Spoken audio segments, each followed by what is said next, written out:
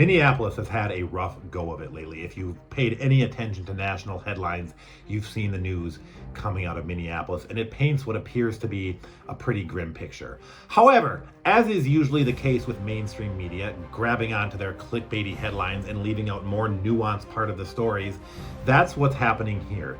I'm here to tell you today that Minneapolis is not a dying city. Rather, Minneapolis is a city very much in transition. And part of that transition means old parts of the city that people used to consider the heart and soul of the city, are now moving to other places of the city. So in this video, I'm going to show you 5 places around the Twin Cities metro that I have hand selected that today are outperforming the rest of the city as far as value, demand, and stability. If you are dreaming of that Minnesota lake lifestyle that you've heard about in storybooks but haven't seen on the national media lately, this video is for you.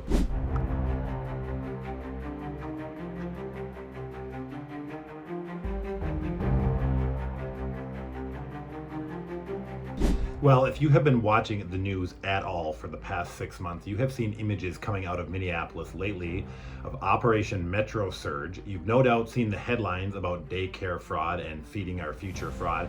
There's no nice way to say it, especially as someone who lives here. Minneapolis has got its butt beat on the national stage lately, but that's kind of why I'm making this video, because there is a very interesting paradox happening if you actually look at the data.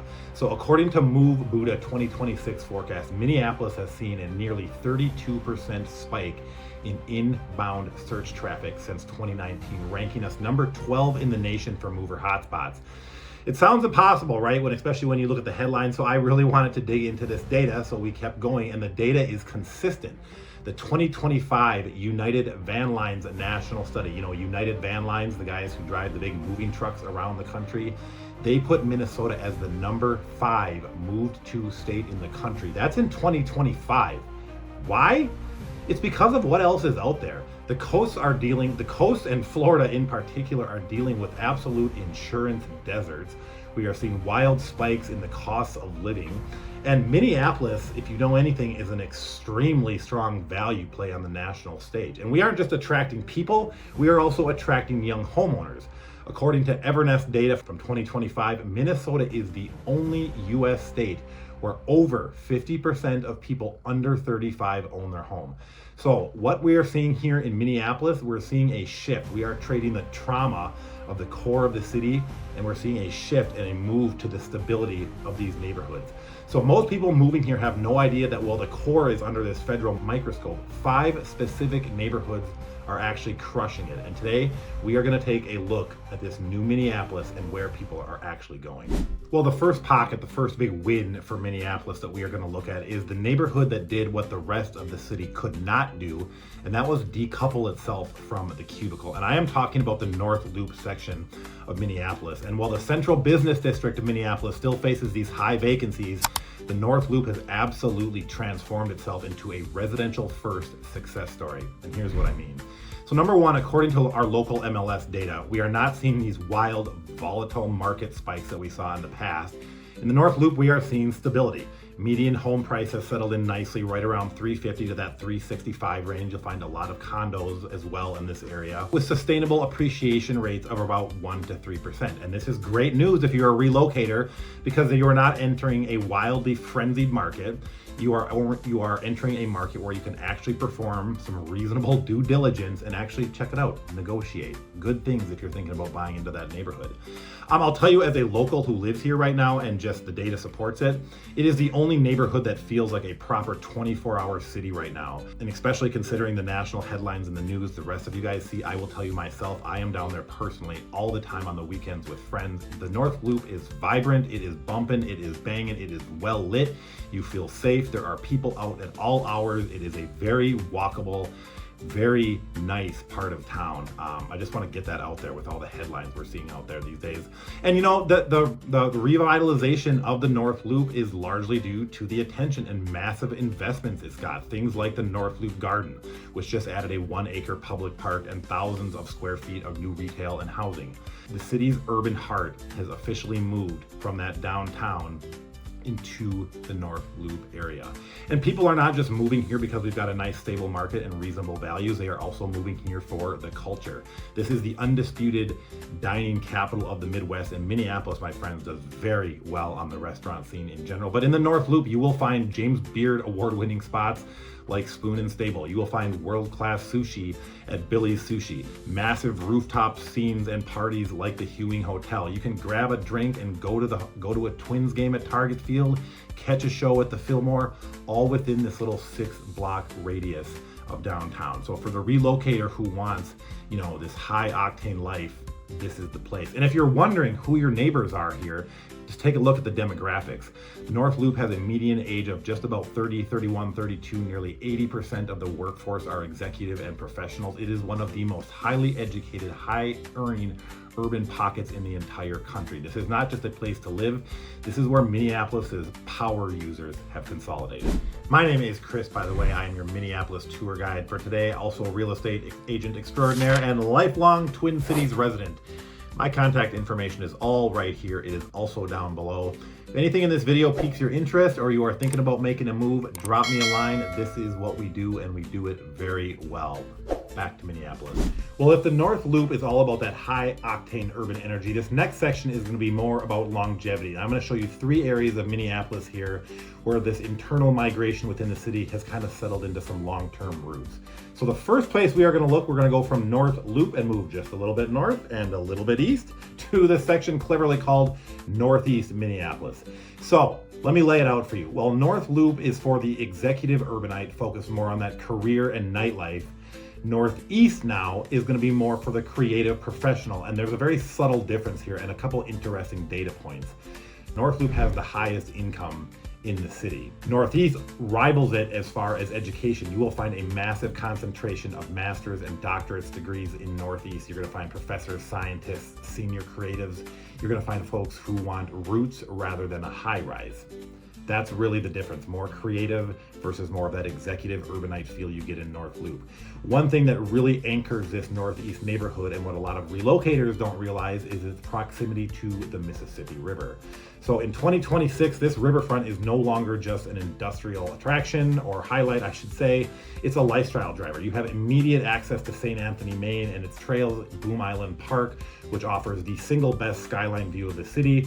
And being near the water also just kind of adds that connection to nature. You've got the river right outside your back door, and the river also acts as a natural buffer, keeping the neighborhood quiet while keeping you just a 5-minute bike ride from the Stone Arch Bridge in downtown Minneapolis. Lastly, on this section, according to our local MLS data, Northeast Minneapolis has a pretty reasonable entry point, right about $370,000. You are trading that sleek glass that you're going to find in the North Loop for more of that historic brick and mortar. You will find a lot of warehouses. Northeast also has a lot in common with North Loop. You will find a fantastic food scene, some of the best in the country. You will find a great live music scene, and this whole Northeast area is really cool in the summer. It's a spot we like to go. We'll just park the car and start walking around. You will find a lot of artists that will have their warehouses open for you to come in, check out. There's the restaurants, people everywhere. Northeast is just a really cool, vibrant part of the city. Well, we're gonna move out of the northern part of the city now. And North Loop and Northeast attracts the creative class, the busy urban professionals. We're gonna move now over to Southwest Minneapolis. And this has a very different feel. And this is what I would call more of the migration of necessity. If you are moving here from Chicago, Seattle, Denver, Portland, places like that, this is the place I find that is usually highest on people's radar. So let's contrast Southwest Minneapolis, and I'm going to talk specifically a little bit about the Linden Hills neighborhood, which is kind of the preeminent neighborhood in Southwest Minneapolis. Completely different feel. Both North Loop and Northeast have much more of an urban feel. If you are moving into Southwest Minneapolis, if you want to live within the city, but you want big tree-lined streets, you want walkable neighborhoods, you want that local coffee shop, that local restaurant, a place where your kids can go outside and play, I am now talking to you about Southwest Minneapolis, because that is exactly Southwest Minneapolis. And the reason people are moving here in droves isn't just the curb appeal, it's a stability hedge. Buyers across the country want places that have a recession-proof investment, and according to local MLS data, while other parts of Minneapolis, not surprisingly, have seen fluctuating days on market, changing demand and inventory, Southwest Minneapolis, Linden Hills in particular, inventory remains nearly 25% tighter than the city average. People move here, frankly, because their investment is protected by some of the most inelastic demand in the state. Not such a great thing if you're trying to buy into some of these neighborhoods, but it's a real good thing once you are in. Another big difference is going to be the demographics here. North Loop is dominated by younger professionals. Southwest is going to be much more family-centric. Over 60% of homes in Southwest Minneapolis are family. The median age hops up to 40, so it's older, more families. Schools in Southwest Minneapolis is also a big deal. In Southwest Minneapolis, you are going to find the Minneapolis District Southwest High School. This is an international baccalaureate school, and Niche.com in 2026 ranks it as one of the 10 best college prep schools in all of Hennepin County. And it also worth noting, it consistently outranks dozens of these high-end suburban schools that you will find around Minneapolis. So when you are moving to Southwest Minneapolis, you are not settling for a school. You are opting into one of the best schools in the Midwest. So what are people buying into here for? What is the draw? So a couple things. Number one, when you move into these neighborhoods, you are largely paying for Minneapolis's famous chain of lakes. Lake Bede-Mecosta, Lake Harriet, Lake of the Isles, Brownie Lake, and Cedar Lake. 5 lakes built right into the heart of Minneapolis. Southwest Minneapolis is built all around these lakes, so you'll find some of the best biking and walking trails. You will find the Lake Harriet bandshell. You will find farmers markets. Linden Hills, you will find Martina, one of the best Argentinian restaurants in the country, not on the radar of most people. It's just a really cool, vibrant, clean community. And yes, it's part of Minneapolis, but it feels a lot closer knit when you're in this part of town. Prices, a little bit higher than you're going to find in the northern part of the city. So the Southwest area in general, median home price is going to be about $550,000. You start getting into some of these premier neighborhoods like Linden Hills, median home value is now $825,000. So if you're considering a move into this area, it's really worth understanding the different pockets, pockets like Lyndhurst versus Linden Hills, because there can be a big difference in value without too much of a change in lifestyle.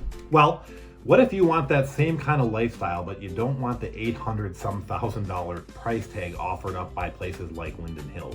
The good news is we've got an answer for you, and we are going to move out of the southwest corner of Minneapolis and move now to the southeast, to the Nokomis area. And this is going to be the space to value play for 2026. So let's talk about it. Demographics here show a community that is deeply settled. In a city where family households average about 37%, in Nokomis, families make up about 48%, nearly half of all households. When you walk up and down these streets, you are not finding people who are just passing through. You are finding homeowners who live here and have long-term stake in their community, the parks, and the surrounding area.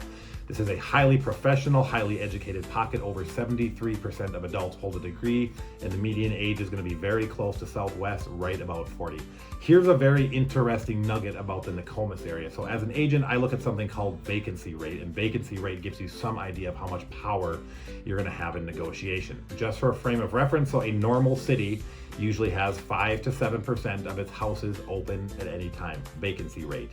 In the Nokomis part of Minneapolis, that vacancy rate is a staggering 0.8%. So in plain English, Nokomis is essentially full. It's like a game of musical chairs where nobody ever stands up. This pocket is tighter than 91% of all neighborhoods in America. That tells you a little bit about the people who are there, how long they've been there, and how much they want to stay there. When a home finally comes up for sale in this market, I can tell you as someone who lives here, it's usually gone pretty dang quick. Looking at MLS numbers, you get some more good news here in Nokomis. So median price is about $365,000, and that sounds pretty similar to places like North Loop and Northeast. But here's the rub, and here's the difference. In North Loop, for example, $365,000 is going to buy you a 900 square foot, 1,000 square foot condo, probably with an HOA. In Nokomis, That same 375,000 can buy you a 2,000 square foot, actually single family home with a yard and garage. So you are paying the same amount of money, but you are essentially getting double the home, double the square footage. You are getting a lot more from Nokomis than you would in North Loop or even Northeast.